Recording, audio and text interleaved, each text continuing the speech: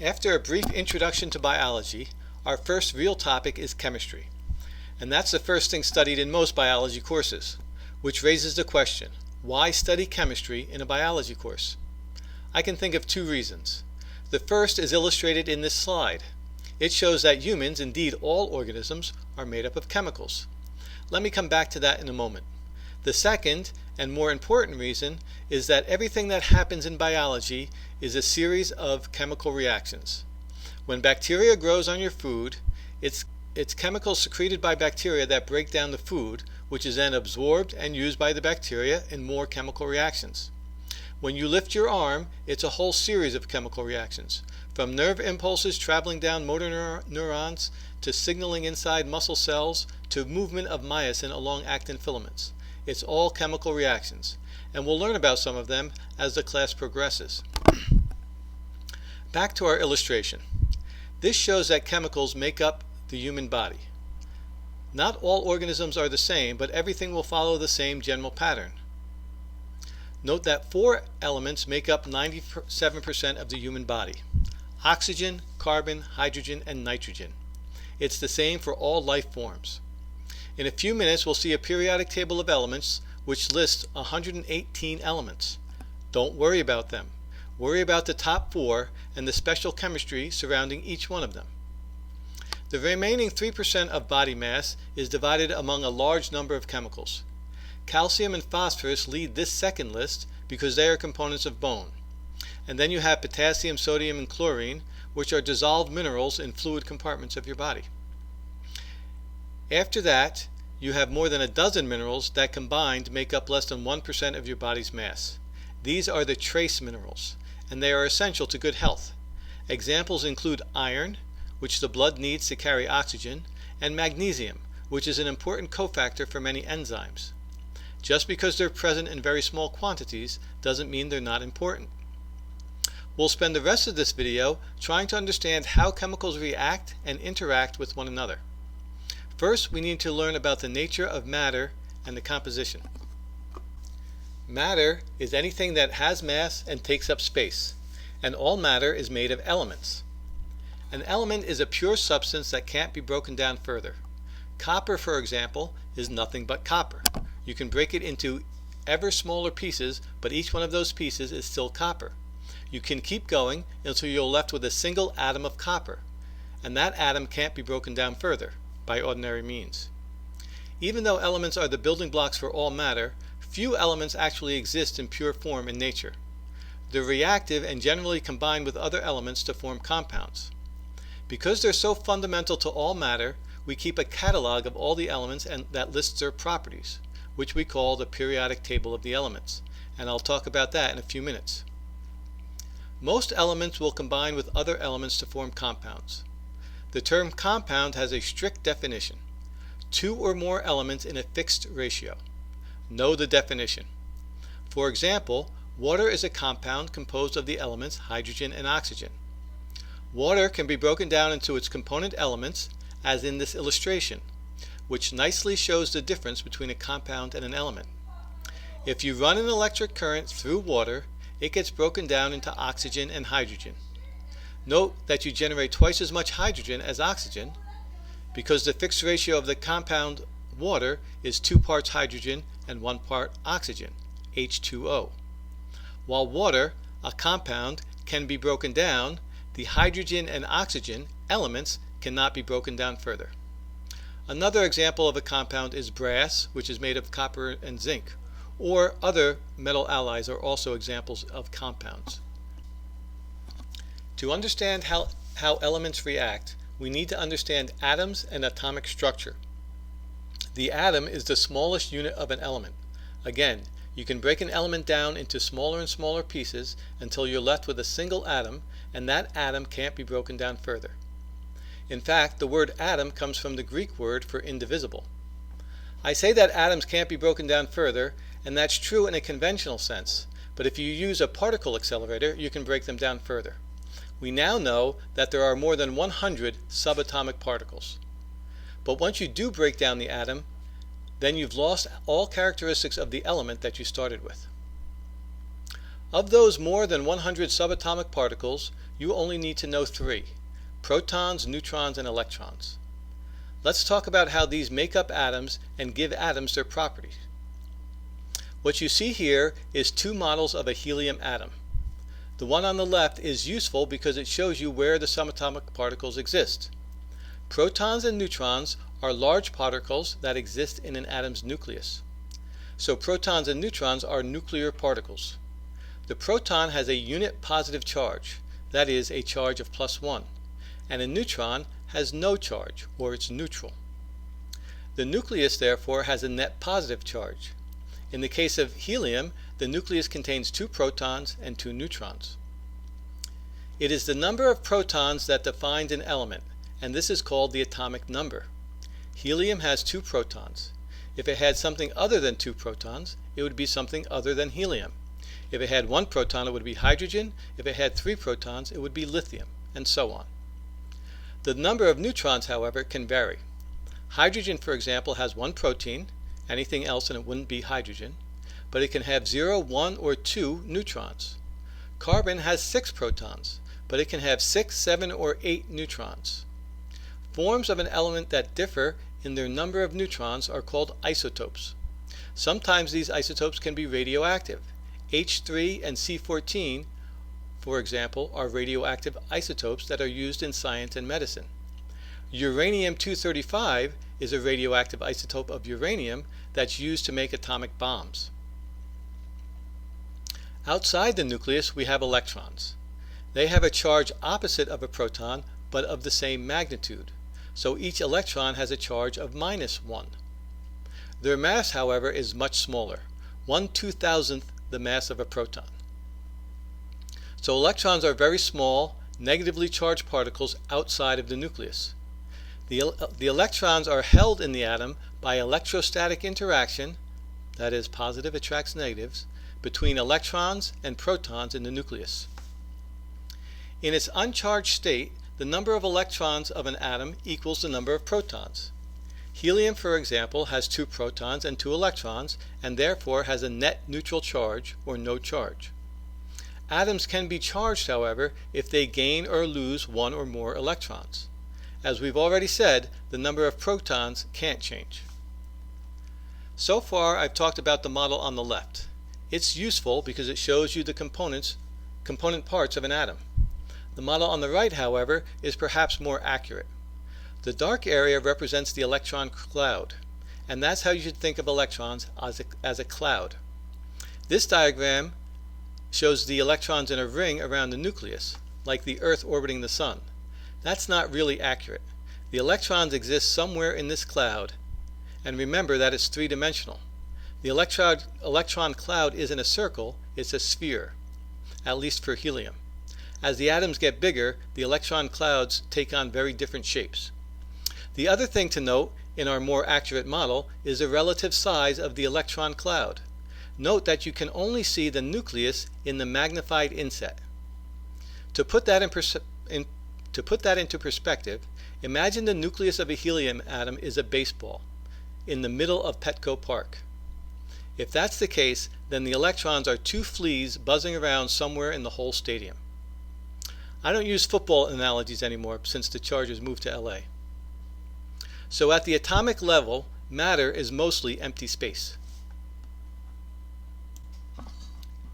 The periodic table of elements is a list of all known elements arranged according to their atomic number, or number of protons. Each square represents a different element, and the atomic number is at the top of each square. This periodic table is different than the one listed in your textbook, which appears in Appendix 2, but the main features are the same. In addition to the atomic number, it also lists the chemical abbreviation. In some cases they're pretty simple. H is for hydrogen, C is for carbon, O is for oxygen. In other cases they're more difficult because they're based on Latin or Greek, or German sometimes. The abbreviation for lead, for example, is Pb, which comes from the Latin word for lead, plumbum. That's also where we get the word plum, because plums have a leaden color. Auric is the Latin word for gold, which gives us the abbreviation for gold, Au. What if you don't know the atomic number of an element or its abbreviation? How do you look it up in the periodic table? Fear not. Appendix 2 of your textbook also has an alphabetical listing of the elements, which gives you their atomic number. As it turns out, when you arrange the elements according to their atomic number, their chemical properties repeat periodically, hence the term the periodic table of the elements. In other words, all the elements of a single column have similar chemical properties. In a few minutes, we'll look at the electron configuration of atoms and we'll see exactly why that is. Nowhere is this truer than in the very first column, the alkali metals: hydrogen, lithium, sodium, potassium, etc. All have similar chemical properties. They are all highly reactive metals. The last column is also a good example. Helium, neon, argon, krypton, etc. make up the noble gases, so called because they're inert or unreactive. Noble because they don't react with other elements. The reasons that elements in a column have similar chemical properties is that they have a similar electron configuration, as we'll see in a moment. The next thing to consider in the periodic table is the atomic mass. We could get into a long-winded discussion of atomic mass. 1 Dalton equals 1/12 the mass of a carbon-12 atom, but we'll keep it simple. We'll simply say that a proton and a neutron have the same mass, and that mass is 1. The unit is Dalton. So a proton or neutron has a mass of 1 Dalton. The electron is much smaller, so we'll just say it has a mass of 0. The upshot of all this is that the atomic mass of an element is the number of protons plus the number of neutrons. Hydrogen has 1 proton and no neutrons, so its atomic mass is 1. Helium has 2 protons and 2 neutrons, so its atomic mass is 4. Carbon has 6 protons and 6 neutrons, so its atomic mass is 12, and so on. If you're paying attention, you've seen that what I'm saying isn't quite right. The atomic mass of carbon, as it's listed in the periodic table, isn't 12, it's 12.011. That's because carbon exists as different isotopes. Because isotopes vary in their number of neutrons, they have different atomic masses. The listed atomic mass is the weighted average of all known isotopes. In other words, the listed atomic weight of carbon is the average of carbon-12, carbon-13, carbon-14. Since 99% of all carbon in the world is carbon-12, the average is a number very close to 12. With an understanding of atomic structure in hand, we can now look at how atoms combine to form molecules. Remember that molecules are the first step in the biological hierarchy. Like atoms make up elements, molecules make up compounds. And keep in mind our definition of a compound: 2 or more elements in a fixed ratio. Compounds have properties distinct from the properties of the elements from which they are made. In other words, compounds have emergent properties. Let's look at an example. Sodium chloride, or ordinary table salt, is a compound made from the elements sodium and chlorine. Elemental sodium is highly reactive metal and doesn't naturally exist in pure form. Chlorine is a poisonous gas. Together they form sodium chloride, a stable solid crystal which is essential to life. Other examples of molecules that we'll deal with are water, H2O, glucose and amino acids, which are small molecules, and proteins and DNA, which are large molecules. How do atoms react? How are molecules formed? Why do molecules form at all? The answer to all these questions lies in the electrons of atoms, more specifically in the precise arrangement of electrons, or the electron configuration. It is the electrons of atoms that interact with each other. Remember that the volume of an atom is mostly its electron cloud. The nuclei of atoms never get near each other. Let me say it once more for clarity. It is the electrons of atoms that interact, and the electron configuration of an atom determines its chemical reactivity. Let's take a look at what that means and why it's the case. The electrons about the nucleus of an atom are arranged in shells. Shells are further subdivided into orbits. But for this class, we'll ignore orbitals. Let's take a look at neon and helium as examples. The first shell holds up to 2 electrons and is most stable when it's full. In these pictures, the nucleus with its protons and neutrons is just represented as a circle, and the electron cloud is a ring around the nucleus. helium has just 2 electrons and it is a very stable atom. The second shell holds up to 8 electrons and is also most stable when it's full. Neon has 10 electrons, 2 in the first shell and 8 in the second shell. Likewise, helium is a very stable atom. With the third shell, things get a little bit more complicated. It can hold more than 8 electrons, but it is stable with 8 electrons. Let's think about this in terms of the periodic table. This is illustrated very nicely in an abbreviated version of the periodic table on the next slide. A similar version of this abbreviated periodic table appears in Chapter 2 of your textbook. It shows the electron configuration of each element, and from that we can infer its chemical reactivity. Recall that the first row of the periodic table has 2 elements, whereas the second and third rows have 8 elements each. So each row represents an electron shell, at least for the first 3 rows. Things get more complicated from there. As biologists, however, we don't need to consider much beyond the first 3 rows. Shells get filled in order. The first shell fills before electrons go into the second or third shell. The second shell gets filled before electrons go into the third shell. The outermost shell is called the valence shell, and that's where the chemical bonds will form. So as you move left to right along a row, you're filling in the valence shell until you get to the end of the row. Atoms are most stable when their valence shell is full. The last column represents a full electron shell. Remember that these are the inert noble gases. This version of the periodic table shows us why chemical properties of the elements repeat periodically. All elements of a column have the same valence shell electron configuration, and that's what determines chemical reactivity. Let's look at some more examples. Once again, these figures represent the nucleus of an atom as a colored circle and highlight the electrons. They're not drawn to scale, as you know. We've already discussed helium and neon. The next element in the periodic table is sodium, with an atomic number of 11. In the uncharged state, the number of electrons equals the number of protons, so sodium also has 11 electrons. In its first shell is full with 2 electrons, and its second shell is also full with 8 electrons. That leaves a single lone electron in its third or valence shell. This is an unstable situation, and sodium is a very reactive element. An example of the reactivity of sodium is on the next slide.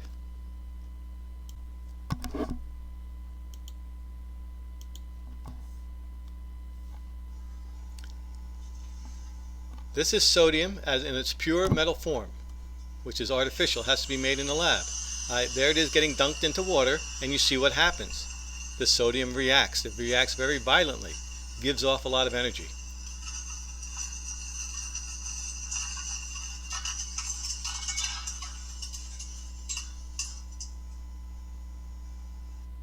And here it is again in slow-mo in case you missed it. But the point is that sodium is very reactive.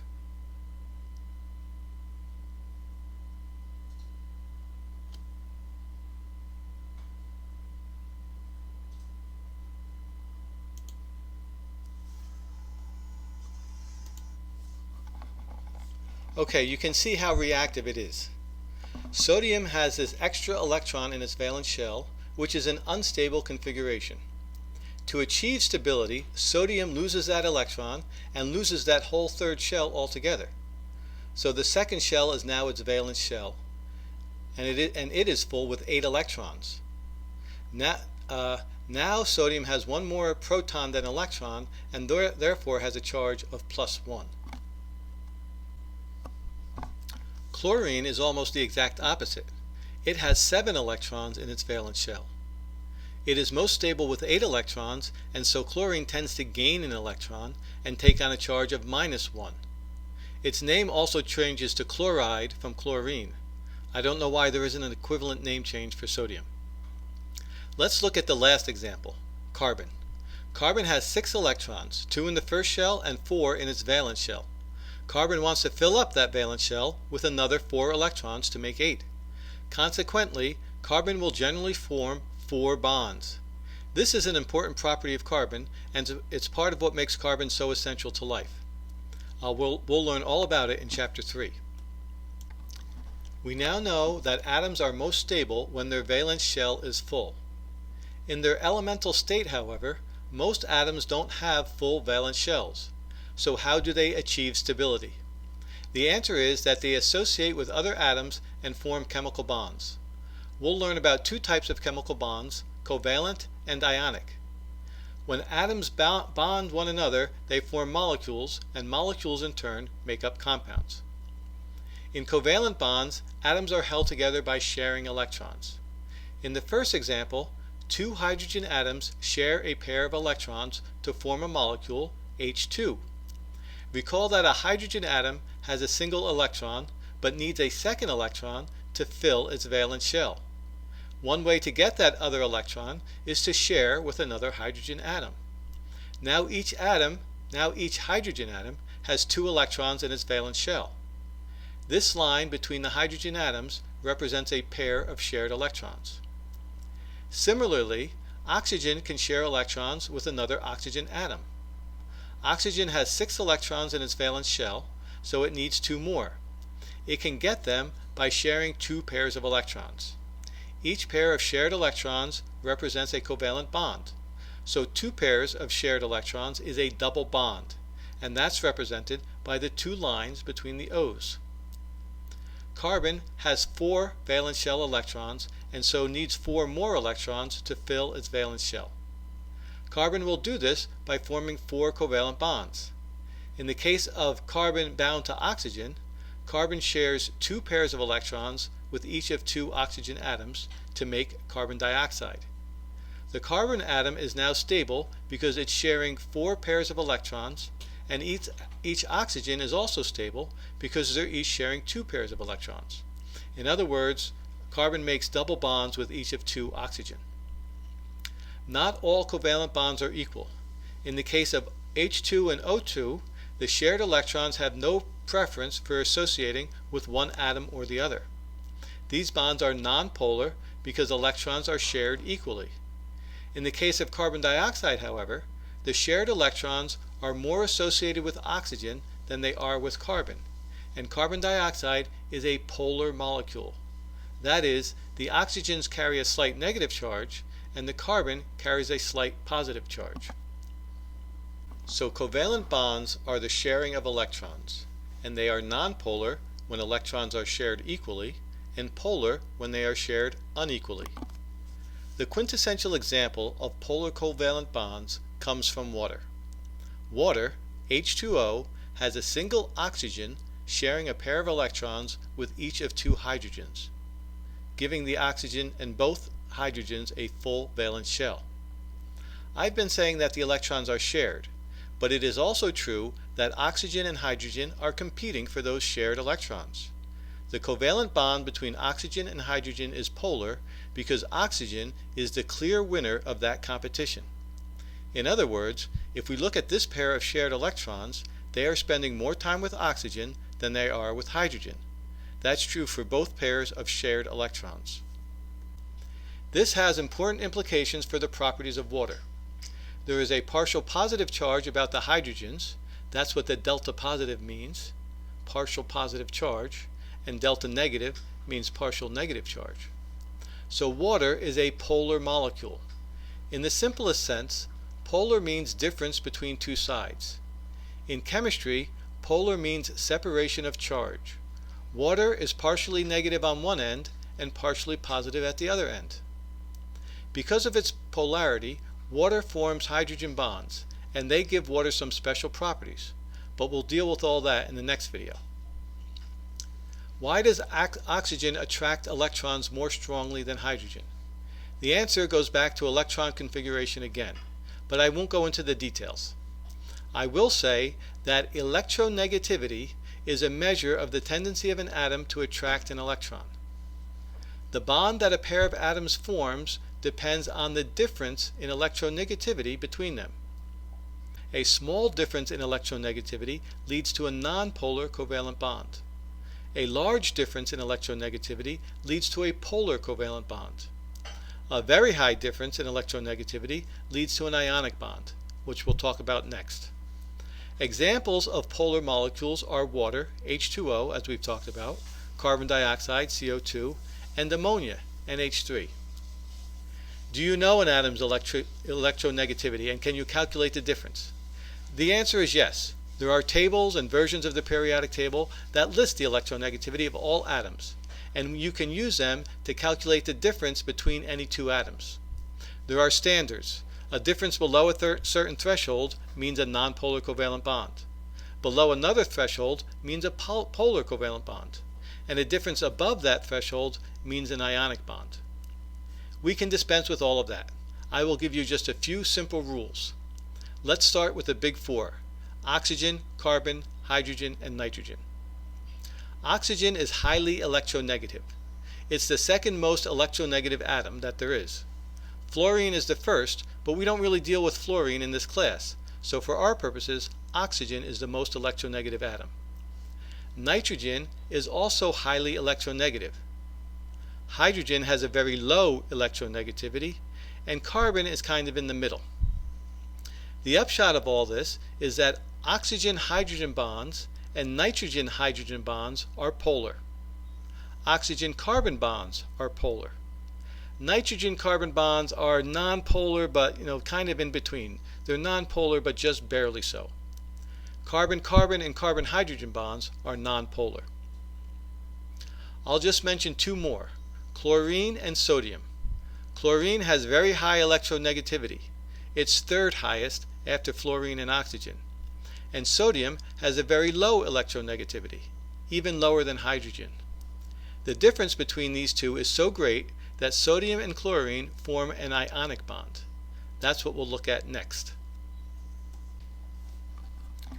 The electron configuration of some atoms is such that they readily gain or lose electrons. Look at sodium here. It has 3 shells. The third, valence shell, has 1 electron.